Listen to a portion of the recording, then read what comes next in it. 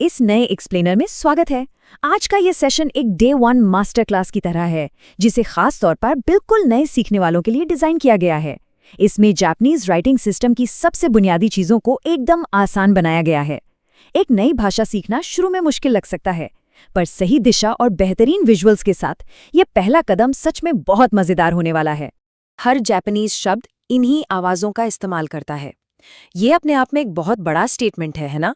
जो कोई भी इस भाषा में महारत हासिल करना चाहता है, उसके लिए इन खास स्वरों यानी वाउल्स पर पकड़ बनाना सबसे पहला और सबसे ज़रूरी कदम है। ये बिल्कुल उस नींव की तरह है जिसके बिना आगे की इमारत खड़ी ही नहीं हो सकती। तो चलिए जल्दी से आज के इस step by step lesson plan पर नजर डालते हैं। हमारा सफर इन 5 हिस्सों से गुजरेगा। पहले द फाउंडेशन ऑफ जापानीज, फिर प्रोनाउंसिंग द 5 वाउल्स, उसके बाद मेमोरी ट्रिक्स फॉर कैरेक्टर्स, फिर द प्रैक्टिस रूटीन और आखिर में एक छोटा सा मिनी क्विज। तो आइए सीधे शुरू करते हैं। पहला सेक्शन है द फाउंडेशन ऑफ जापानीज। आज चूंकि पहला दिन है, हमारा पूरा फोकस सिर्फ इन 5 कैरेक्टर्स पर होगा। ए, आई, ऊ, ई और ओ। आगे बढ़ने से पहले इन 5 आकृतियों को ठीक से पहचानना सबसे जरूरी है।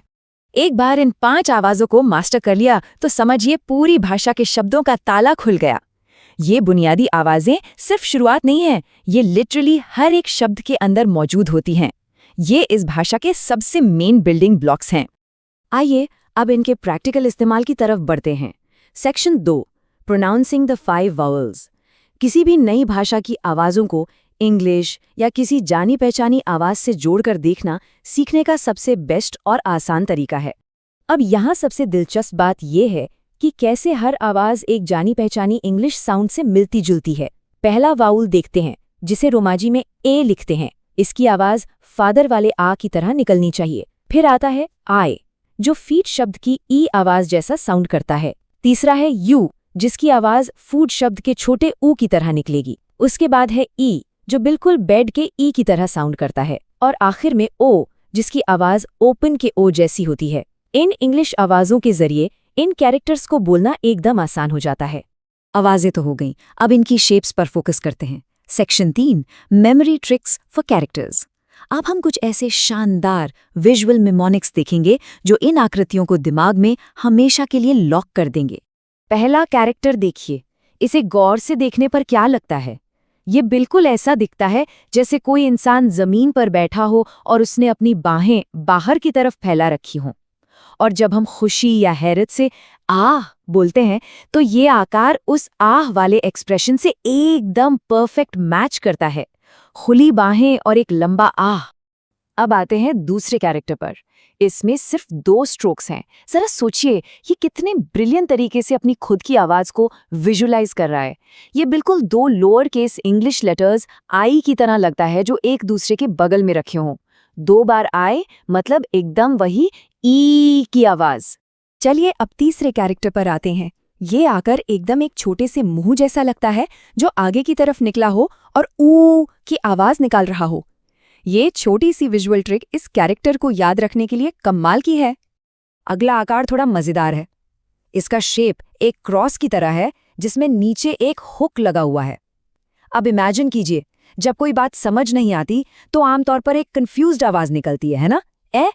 ये क्रॉस और हुक का आकार उस कंफ्यूजन वाली ए आवाज के साथ बिल्कुल परफेक्टली सेट बैठता है। और आखिर में आता है 5वां वावल। इस कैरेक्टर में एक घूमता हुआ सर्कुलर स्ट्रोक बिल्कुल साफ दिखाई देता है। जब हैरत में मुंह से ओ निकलता है तो होठों का आकार भी तो गोल हो जाता है। इस कैरेक्टर का ये सर्कुलर मोशन सीधे तौर पर इस ओ साउंड के साथ जुड़ जाता है। विजुअल ट्रिक्स तो समझ आ गईं, पर अब उन्हें टेस्ट करना बाकी है। Section 4, the practice routine. अब वक्त आ गया है इन सारी मेमोरी ट्रिक्स को फिजिकल प्रैक्टिस में बदलने का। 15 ये नंबर याद रखने लायक है। इस बुनियादी राइटिंग एक्सरसाइज को पूरा करने में सच में सिर्फ 15 मिनट लगते हैं, पर ये 15 मिनट का फोकस टाइम भाषा की नींव को काफी मजबूत कर सकता है। यहाँ सबसे अहम पॉइंट ये है कि इस प्रोसेस में फिजिकल एक्शन बहुत जरूरी है। स्टेप 1, हर एक कैरेक्टर को पेपर पर 5 बार लिखना है। स्टेप 2, जब पेन पेपर पर चल रहा हो तो उस आवाज को जोर से बोलना भी है। लिखने के फिजिकल मूवमेंट और बोलने की वर्बल रेपिटेशन को जब साथ मिलाया जाता है तो ये आकृतियां दिमाग में बिल्कुल छप जाती हैं। और इसके साथ ही हम इस एक्सप्लेनर के आखिरी हिस्से पर आ गए हैं, सेक्शन 5, द मिनी क्विज। ये सिर्फ ये चेक करने के लिए एक छोटा सा टेस्ट है कि आवाजें और मेमोरी ट्रिक्स सच में काम कर रही हैं या नहीं। लिखने के बाद असली सच्चाई का सामना होता है। बिना नोट्स या गाइड को देखें, क्या इन 5 आकृतियों को ठीक से याद करके प्रोनाउंस किया जा सकता है? अपने पन्नों को छुपाकर इस नई नॉलेज को टेस्ट करना लर्निंग का एक बड़ा और मजेदार हिस्सा है। एक बार इन 5 पिलर्स पर महारत हासिल हो गई तो अगला सवाल यही उठता है, इन बुनियादी आवाजों के साथ अब कौन से नए जापानीज शब्दों के आगे का रास्ता खुल गया है? ये तैयार की गई नींव एक पूरी नई शब्दावली की दुनिया का दरवाजा है। ये सोचना कि इसके बाद और क्या-क्या सीखा जा सकता है, वाकई में काफी उत्साहजनक है।